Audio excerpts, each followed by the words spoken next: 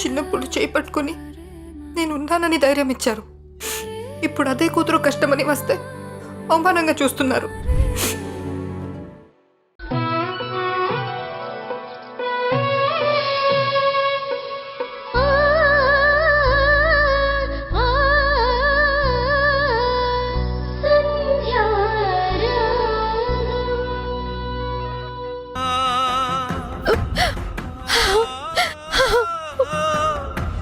అమ్మా, పెళ్లి కూతురుని తీసుకురండి. అలాగే పంతులు గారు.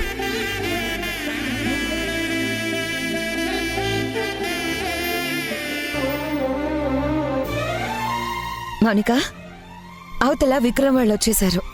ఇంకాసేపట్లో పెళ్లి తతంగం మొదలవుతుంది. చూడమ్మా, మీ అత్త ఏదో మాట్లాడింది, వింధ్య ఏదో అంది, మీ బావ ఏదో అన్నాడని ఇవన్నీ మనసులో పెట్టుకోకు. ముందు పెళ్లి జరగని, తర్వాత అన్ని ఆలోచిద్దాం. మమ్మీ, నా మెడలో త్వరగా తాళి కట్టించు. ఆలస్యమైతే చాలా మారిపోతాయి. ఏం మారిపోతాయి? అదే ముహూర్తం దాటిపోకుండా నా పెళ్లి జరిపించు అంటున్నాను. నన్ను క్షమించు మమ్మీ. బాబా పక్కన పెళ్లి కూతురుగా కూర్చొని తాళి కట్టించుకునే అదృష్టం ఎలాగూ లేదు.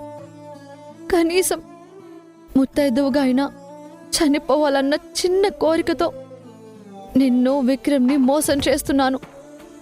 ఇన్నాళ్ళు నేను చేసిన తప్పులకి ఇదే నాకు శిక్ష.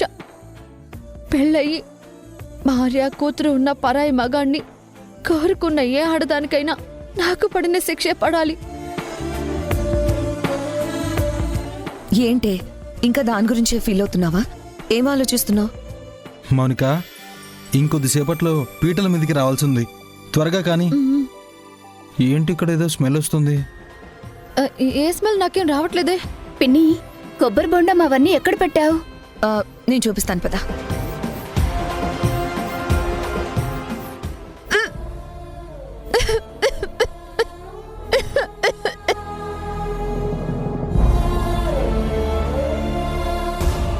నువ్వు మొండిదానివని తెలుసు, కాని మరీ ఇంత మొండిదానివని ఎప్పుడూ అనుకోలేదు.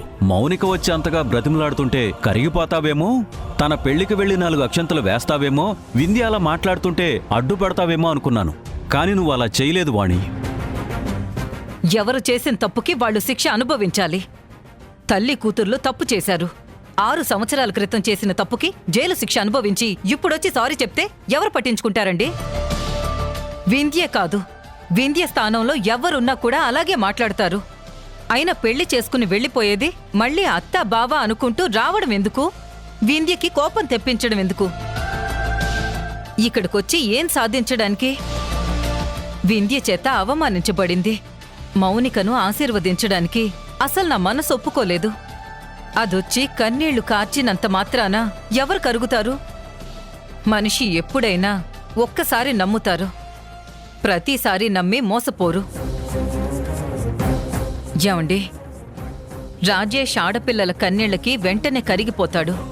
వింధ్య చెప్పినట్టు మౌనిక కన్నీళ్లు చూసి కరిగిపోవద్దని, దాని తలపైన అక్షింతలు పడ్డాయా లేదా అని చెప్పి ఆలోచించొద్దని చెప్పండి.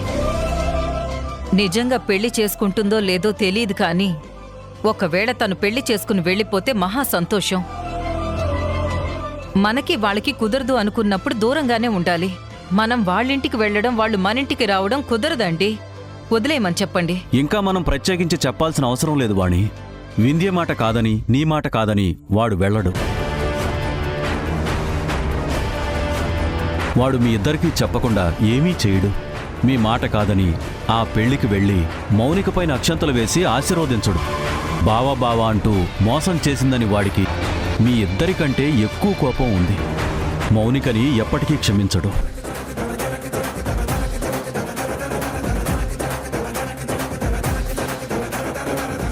నువ్వు కోరుకున్నట్టుగానే ఈ 4 అక్షింతలు నీ తలపైన వేయడానికి అమ్మకి వింధ్యకి చెప్పకుండా వస్తున్నాను మౌనిక. నువ్వు బాధపడుతూ వెళ్తుంటే చూస్తూ ఉండలేకపోయాను. నువ్వు కోరుకుంది ఈ 4 అక్షింతలు వెయ్యమనే కదా. నేను వేసే ఈ అక్షింతలు నీకు మా కుటుంబం తరపు నుంచి బ్లెస్సింగ్స్ అవ్వాలని కోరుకుంటున్నాను. ఎందుకైనా మంచిది, వింధ్య చెప్పినట్టు వాణ్ణి మళ్ళీ మౌనిక మాటలు నమ్మొద్దని చెప్పండి. వింధ్యకే కాదు, నాకు దాని మాటలపైన కన్నీళ్లపైన నమ్మకం లేదు. నిజంగా పెళ్లి చేసుకుని వెడితే సంతోషమేనండి. కానీ పెళ్లి అన్న వంకతోటి మళ్ళీ కొత్త డ్రామాలు మొదలు పెడితే ఎవ్వరూ భరించలేరు.